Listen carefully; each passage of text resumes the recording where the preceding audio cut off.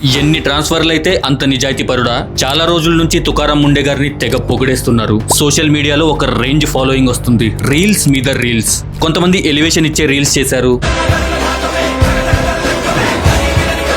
ఇంకొంతమంది ఏమో సింగం అన్నారు, ఇంకొందరేమో ఆయన్ని FSSAI హెడ్ గా నియమించాలి అని అన్నారు. तुकाराम मुंडे को भी आप हेल्थ मिनिस्ट्री में पोजीशन दीजिए, FSSAI के हेड बनाइए. అండ్ జస్ట్ ఆయన గురించి 4 మాటలు చెప్తూ ఎమోషనల్ బ్యాక్గ్రౌండ్ పెట్టి రీల్ చేస్తే దాదాపు 50 లక్షల మంది లైక్ చేశారు. 5 కోట్ల మంది ఆ వీడియోని చూశారు. ఇదంతా జస్ట్ తన పని తను చేసినందుకేనా? ఎన్ని ట్రాన్స్ఫర్లు అయితే అంత నిజాయితీగా ఉన్నట్ట? ఇక్కడ గమనించాల్సిన విషయం ఏంటంటే నిజాయితీగా ఉంటేనే ట్రాన్స్ఫర్ చేయరు. ఏదైనా తప్పు చేసినా దానికి పనిష్మెంట్ గా కూడా ట్రాన్స్ఫర్ చేస్తారు. లంచం తీసుకున్నా, ఏదైనా ఇల్లీగల్ యాక్టివిటీస్ లో పార్టిసిపేట్ చేసినా, లేదా వాళ్ళకి సపోర్ట్ చేసినా వాళ్ళని కొద్ది రోజులు సస్పెండ్ చేసి అవసరమైతే వేరే చోటికి ట్రాన్స్ఫర్ చేస్తారు. అన్ని ట్రాన్స్ఫర్లు అయ్యాయి, ఇన్ని ట్రాన్స్ఫర్లు అయ్యాయి, ఎంత నిజాయితీగా ఉంటే అన్ని ట్రాన్స్ఫర్లు అవుతాయో అని విని విని అలవాటైపోయింది. బట్ వాళ్ళ ట్రాన్స్ఫర్ కౌంట్ ని బట్టి వాళ్ళ నిజాయితీని అంచనా వేయలేము. కానీ కొంతమంది ఆఫీసర్స్ ఉంటారు నిజంగానే నిజాయితీగా ఉంటారు. ఈ తుకారాం గారు లాంటి వాళ్ళు. తుకారాం గారు తమ 21 సంవత్సరాల కెరియర్ లో 25 సార్లు ట్రాన్స్ఫర్ అయ్యారు. నాందేడ్ లో అసిస్టెంట్ కలెక్టర్ గా స్టార్ట్ అయిన career Washim, Jalna, Solapur, Navi Mumbai, Nashik, Nagpur, Pune, state government departments, ఇలా ఆయన ఎన్నో కీలకమైన పొజిషన్ లో పనిచేశారు. మరి ఇప్పుడు ఈయన ఎందుకు ఇంత ఫేమస్ అయ్యారో మనకందరికీ తెలిసిన విషయమే. చిన్న పెద్ద అని తేడా లేకుండా రైడ్స్ చేయడం, స్ట్రిక్ట్ యాక్షన్స్ తీసుకోవడం, హైకోర్టు క్యాంటీన్ మీద రైడ్ చేసి సీల్ చేసేశారు. జస్ట్ కొన్ని రోజుల్లోనే తుకారాం ముండే గారు చేసిన ఇన్స్పెక్షన్స్ చూస్తే ఆయన ట్రాన్స్ఫర్ అవ్వడం ఖాయమని అనుకున్నారు.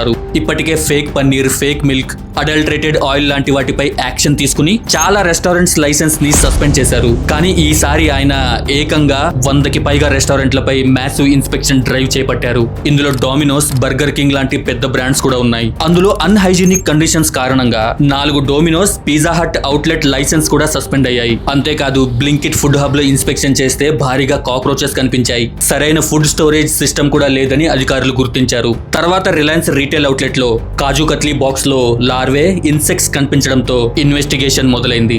ఇంతటితో ఆగలేదు.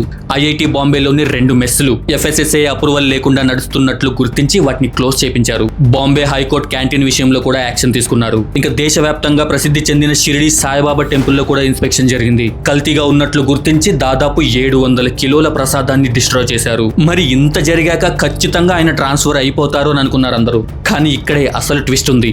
మహారాష్ట్ర మినిస్టర్స్ మాత్రం ఆయనకి సపోర్ట్ గా నిలిచారు. ట్రాన్స్ఫర్ చేసే ప్రసక్తే లేదని, అవసరమైతే FDA స్టాఫ్ ని కూడా పెంచుతామన్నారు. చివరికి ప్రభుత్వం కూడా FDA చర్యలకు ఫుల్ సపోర్ట్ చేస్తామని స్పష్టం చేసింది. అందుకే తుకారాం ముండే గారు ఇంత ధైర్యంగా యాక్షన్ తీసుకోగలుగుతున్నారు. ఎందుకంటే ఒక ఆఫీసర్ కి పొలిటికల్ సపోర్ట్ కాదు, పని చేసుకునే ఫ్రీడమ్ ఉన్నప్పుడే ఇలాంటి ఇన్స్పెక్షన్స్ సాధ్యమవుతాయి. అందుకే ఆయన కెరియర్ లో 25 ట్రాన్స్ఫర్లు జరిగినా ఆయన స్టైల్ మాత్రం మారలేదు. ఆయన వచ్చాక ముంబైలో లిటరలీ లాలీపాప్స్ కలర్ మారిపోయాయి, షవర్మా కలర్ మారిపోయింది. तुकाराम मुंडे सर, सल्यूट आपको. सब शोरमा के ठेले का चिकन का कलर बदल दिया है भाई. ठेले वाले लोग ने ठेला साफ रख रहे हैं. ఆయన నిజాయితీగా ఉంటే అందరికీ నచ్చుతారు. కొంతమంది పొలిటికల్ లీడర్స్ కి అండ్ కొంతమంది మాఫియా వాళ్ళకి అండ్ మోస్ట్ ఇంపార్టెంట్ వాళ్ళు పని చేసే ఆఫీస్ కొలీగ్స్ కే వీళ్ళు నచ్చరు. తుకారాం గారికి అగేనెస్ట్ గా ఆయన పని చేస్తున్న డిపార్ట్మెంట్ లోనే, అదే FDA డిపార్ట్మెంట్ లోనే ఉన్న 29 మంది ఆఫీసర్స్ స్టేట్ మినిస్టర్ కి రిటర్న్ కంప్లైంట్ ఇచ్చారంట. ఆఫీసర్స్ ని ఇన్సల్ట్ చేశారని, మెంటల్ హెరాస్మెంట్ చేశారని, ఇన్అప్రోప్రియేట్ బిహేవియర్ చేశారని, ఇన్స్పెక్షన్స్ టైంలో అన్రీజనబుల్ యాక్షన్స్ తీసుకున్నారని ఆరోపించారు. కానీ ఇది ఆ ఆఫీసర్స్ చేసిన ఎలిగేషన్స్ మాత్రమే. కోర్టులో ప్రూవ్ అవ్వలేదు. దానికి ఎటువంటి ఎవిడెన్స్ కూడా లేదు. అంతేకాదు ఈయన్ని ట్రాన్స్ఫర్ చేయడానికి 250 కోట్లు కలెక్ట్ చేశారని ఎలిగేషన్స్ కూడా ఉన్నాయి. దానికి కూడా ఎటువంటి ఎవిడెన్స్ లేదు, జస్ట్ ఎలిగేషన్స్ మాత్రమే. అండ్ ఈయనలాగే ఇంకా చాలా మంది నిజాయితీగా పనిచేసే వాళ్ళు ఉన్నారు. చాలా సార్లు ట్రాన్స్ఫర్ కూడా అయ్యారు. అశోక్ కేక్మా IAS ఆఫీసర్ తన కెరియర్ లో 57 సార్లు ట్రాన్స్ఫర్ అయ్యారు. Sanjiv Chaturvedi IFS, Indian forest service 5 సంవత్సరాల్లో 12 సార్లు ట్రాన్స్ఫర్ అయ్యారు. మన తెలుగు రాష్ట్రాల్లో కూడా తరచూ ట్రాన్స్ఫర్లు జరుగుతూ ఉంటాయి. 2025లో 31 IAS ఆఫీసర్స్ ఒకేసారి రీషఫల్ అయ్యారు. 2026లో కూడా వరుసగా ట్రాన్స్ఫర్లు జరిగాయి. బట్ వీళ్ళెవ్వరికీ రాని ఫాలోయింగ్, పబ్లిసిటీ తుకారాం ముండే గారికే ఎందుకు వచ్చిందంటే సోషల్ మీడియా వల్ల. అసలు సోషల్ మీడియాయే లేకపోతే ఆయన ఎవరు, ఏం చేశారు అనేది ఏదైనా న్యూస్ ఛానల్లో చెప్తేనే తప్ప మీకు నాకు తెలిసేదే కాదు. ఈ మధ్యన చూసే ఉంటారు, ఇండియన్ పాలిటిక్స్ రీల్స్ లో జరుగుతుంది. మోదీ గారు కూడా ఫ్రాన్స్ అని రీల్స్ లో వచ్చి మాట్లాడుతున్నారు. అండ్ వాళ్ళ లీడర్స్ కి కూడా సోషల్ మీడియాలో యాక్టివ్ గా ఉండండి అని చెప్తున్నారంటే ఒకసారి మీరే అర్థం చేసుకోవచ్చు. ఈ సోషల్ మీడియాకి ఒక దేశ గవర్నమెంట్ ని మార్చేంత పవర్ ఉంది. అయినా ఈ పొలిటీషియన్స్ ఎక్కడైనా స్పీచ్ ఇచ్చినప్పుడు ఒక అరగంట లేదా 40 నిమిషాలు మాట్లాడతారు అనుకోండి, కానీ ఎవ్వరూ ఆ 40 నిమిషాలు ఓపిక్ గా కూర్చుని వినాలని అనుకోరు. సో అందులోంచి ఒక 20 రీల్స్ కట్ చేస్తారు. ఈ 40 నిమిషాల స్పీచ్ చేయలేనిది ఆ చిన్న చిన్న రీల్స్ చేస్తాయి, జనాలని ఇన్ఫ్లుయెన్స్ చేస్తాయి. లేకపోతే ఏదో సరదాగా క్రియేట్ చేసిన ఇన్స్టాగ్రామ్ పేజీకి 20 మిలియన్ల ఫాలోవర్స్ రావడం, అది చూసుకుని వాళ్ళు వచ్చి ప్రొటెస్ట్ చేయడం.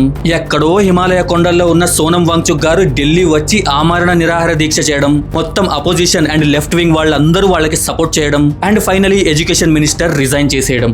ఏంటిది సోషల్ మీడియా పవర్ కాకపోతే ఏంటిది? సోషల్ మీడియా లేకపోతే ఇదంతా జరిగేదా? అసలు పేపర్ లీక్ అయ్యిందనే విషయం కూడా మన దాకా వచ్చేదా? అండ్ ఈ రోజుల్లో చాలా మంది సోషల్ మీడియాని చాలా బాగా వాడుకుంటున్నారు. బిజినెస్ డెవలప్మెంట్ చేసుకుంటున్నారు, మార్కెటింగ్ చేసుకుంటున్నారు, ఫండ్ రైజ్ చేస్తున్నారు. ఈవెన్ పొలిటీషియన్స్ కూడా తమ ఇన్ఫర్మేషన్ ని రీల్స్ ద్వారా జనాలకి చేరవేస్తున్నారు. ఎన్నో మంచి పనులు జరుగుతున్నాయి. కానీ ఈ సోషల్ మీడియా 10% మంచి చేస్తే మిగతా 90% చెడే చేస్తుంది. లిమిట్ లేదు, రెస్ట్రిక్షన్స్ లేదు, చిన్నపిల్లలు చూడకూడని వీడియోలు కూడా చూస్తున్నారు. సోషల్ మీడియాలో ఎవరైనా పరిచయం అయితే మొగుడిని వదిలేసి వాళ్ళ వెనకాల పరిగెడుతున్నారు. ఇల్లీగల్ రిలేషన్షిప్స్ పెరుగుతున్నాయి. అండ్ అన్నిటికన్నా మోస్ట్ ఇంపార్టెంట్, విద్వేషాలు పెరుగుతున్నాయి. హేట్ రేట్ బాగా పెరిగిపోయింది ఆన్లైన్ లో. ఈ రోజు తుకారాం గారి గురించి మనకి మంచి ఒపీనియన్ ఉంది, రేపు అదే సోషల్ మీడియా ఆయన గురించి నెగిటివ్ ఒపీనియన్ కూడా కలిగించవచ్చు. ఒక వ్యక్తిని జడ్జ్ చేయాలంటే ఆయన చేసిన పని చూడాలి, ఆ పనికి ఉన్న ఎవిడెన్స్ చూడాలి, అవసరమైతే క్రిటిసిజం వినాలి. అప్పుడే మన ఒపీనియన్ నిజమైన ఒపీనియన్ అవుతుంది. లేకపోతే మన ఒపీనియన్ మనది కాదు, అది ఆల్గోరిథం మనకిచ్చిన ఒపీనియన్. అసలు ఇదంతా కాదు, at the end of the day మీకు కానీ నాకు కానీ అసలు ఎవరికైనా సరే ఏం కావాలి? ఒక సామాన్య వ్యక్తి రోజంతా కష్టపడి పనిచేసి ఇంటికి వచ్చి రోజంతా ఉన్న టెన్షన్ కి కాస్త రిలాక్స్ అవుదామని ఫోన్ ఓపెన్ చేస్తాడు. ఆయనకి కావాల్సింది పెద్ద పెద్ద రాజకీయాలు కాదు, ఎవరితోనూ గొడవ పడాలని కూడా ఉండదు. తన కుటుంబం బాగుండాలి, ప్రశాంతంగా ఉండాలి, పిల్లలు సంతోషంగా ఉండాలి, తాను కొనే వస్తువులు కల్తీ లేకుండా ఉండాలి, తన చుట్టూ సమాజం సేఫ్ గా ఉండాలి. మనందరికీ కావాల్సింది ఇదే కదా. అలాంటి ప్రశాంతమైన సమాజం కోసం నిజాయితీగా పనిచేసే తుకారాం ముండే గారు లాంటి అధికారులు ఇంకా చాలా మంది రావాలని కోరుకుందాం. నిజాయితీగా పనిచేసే ఒక్క అధికారి ఒక వ్యక్తి జీవితాన్నే కాదు, వేల కుటుంబాల జీవితాలని ప్రభావితం చేయగలడు.